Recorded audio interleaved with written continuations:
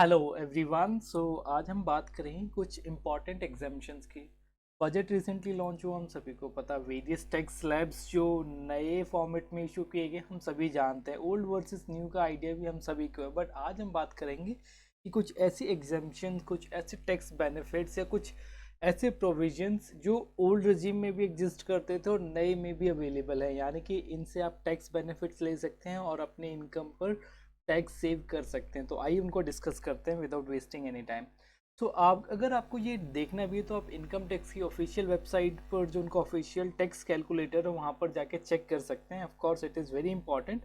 आपको कोई एक्सपर्टीज़ की ज़रूरत नहीं, वहाँ पर जस्ट कैलकुलेटर के अकॉर्डिंग आप कुछ भी अपने जो अवेलेबल नंबर्स हैं पर्टिकुलर्स फिलअप करेंगे and you can get the answer very easily in comparison to old one also, कि आप वहाँ पे ओल्ड रजीम और न्यू दोनों के हिसाब से देख सकते हैं। That's all. अगर आपको और इन्फॉर्मेशन चाहिए तो मैं आपको लिंक शेयर कर दूंगा। ऑफिशियल वेबसाइट वैसे हम सभी को पता होगी, इनकम टैक्स की ऑफिशियल वेबसाइट .gov.in। ओके, तो आइए। जो पहली डिडक्शन है that is the standard deduction of 50,000 rupees. आपको जैसे कि यहाँ पे दिख भी रहा है कि जो 50,000 रुपीज़ की स्टैंडर्ड डिडक्शन है ये अवेलेबल होती है only for the salaried people या पेंशनर्स को। इसके अलावा फैमिली पेंशनर्स के लिए भी ना। Who are family pensioners? Basically family pensioners वो लोग होते हैं जिनके जो वर्किंग पीपल थे वो अब इस दुनिया में नहीं है, उनके बिहाफ पर ये लोग पेंशन रिसीव कर रहे हैं, तो इनके लिए भी स्टैंडर्ड डिडक्शन अलाउ की जाती है। Okay, is this clear? Now हम बात करेंगे नेक्स्ट जो अवेलेबल डिडक्शन है नई रजीम में और पुराने में भी थी।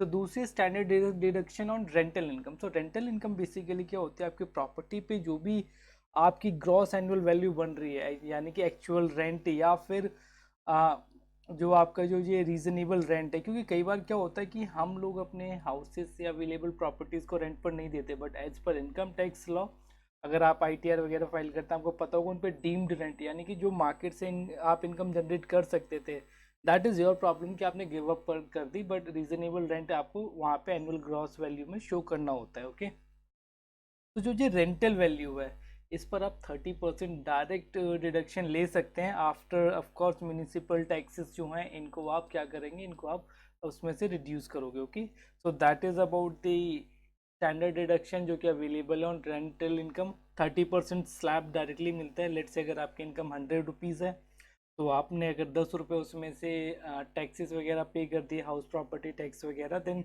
90 रुपीज़ में सीधा 30% यानी कि 27 रुपीज़ की आपको डिडक्शन मिल जाएगी। That is about this available deduction. Okay, now third is PPF and Sukanya Samriddhi Yojana. Of course ऐसी गवर्नमेंट जो पॉलिसीज लाती है, जो ऐसे प्रोविजंस बनाती है, इसका इंपॉर्टेंट रोल होता है कि जो ये सेक्टर्स है यहाँ पे जो एक कॉमन पर्सन है, एक कॉमन फैमिली है, वो यहाँ पे फोकस करे और यहाँ पे अपना पैसा कंट्रीब्यूट करे, सो दैट ये उनके फ्यूचर को भी सिक्योर करे। ऑन दी अदर हैंड जो गवर्नमेंट का जो वेलफेयर का पर्पस होता है, जो गवर्नमेंट को भी ये इनडायरेक्टली सपोर्ट करते हैं। ठीक है, इससे टैक्स बेनिफिट नहीं होता, बट आप विजनरी देखिए यहाँ पे आप क्या कर रहे हैं। आप जो वेमेन एम्पावरमेंट के लिए भी अच्छा काम करें, इन फ्यूचर अपनी जो भी गर्ल चाइल्ड है उनके लिए भी उनकी जो फ्यूचर है उसको आप इंश्योर कर रहे हैं, प्रोटेक्ट कर रहे हैं। एंड अनदर इज पीपीएफ यानी कि पब्लिक प्रोविडेंट फंड। यहाँ पे भी अगर आप पैसे डालते हैं तो एक आपके पास स्टैंडर्ड डिडक्शन का एक सेक्शन है, बड़ा फेमस सेक्शन 80 से। इसके अंदर मैक्सिमम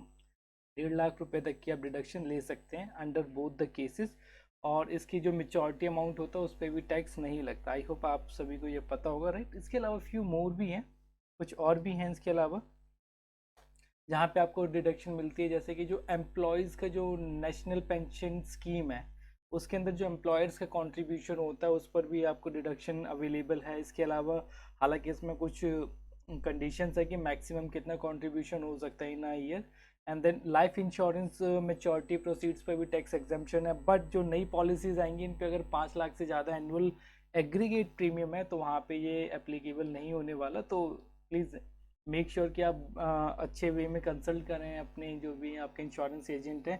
आप unnecessary just for tax benefit कोई भी पॉलिसी ना खरीद लें regarding that. Of course insurance in safety and investment दोनों का पर्पस होता है, बट आपको जो करंट रूल्स हैं उसके अकॉर्डिंग भी देखना होगा अगर आप बेटर टैक्स प्लानिंग करना चाहते हैं। Finally is that employer GPF contribution जो कि up to, this is basically P here, okay, up to 12% of the basic salary जो होगा इतना अवेलेबल होता है, अलाउड होता है कि इतना कंट्रीब्यूशन को आपका जो टोटल जो सीटीसी का पार्ट ही होता है, ऑफ कोर्स ओके, ये एम्प्लॉयज़ के बेनिफिट ही होते हैं, रिटायरमेंट बेनिफिट वहाँ पे अलाउ होता है, but condition is the maximum salary, the maximum retirement benefit. Okay, तो उसके लिए आप डिटेल एनालिसिस कर सकते हैं, इवन इनकम टैक्स कैलकुलेटर पर भी आप स्टडी कर सकते हैं। That's all, thank you so much, and I'll try to do my best to inform you more about as the channel theme suggests.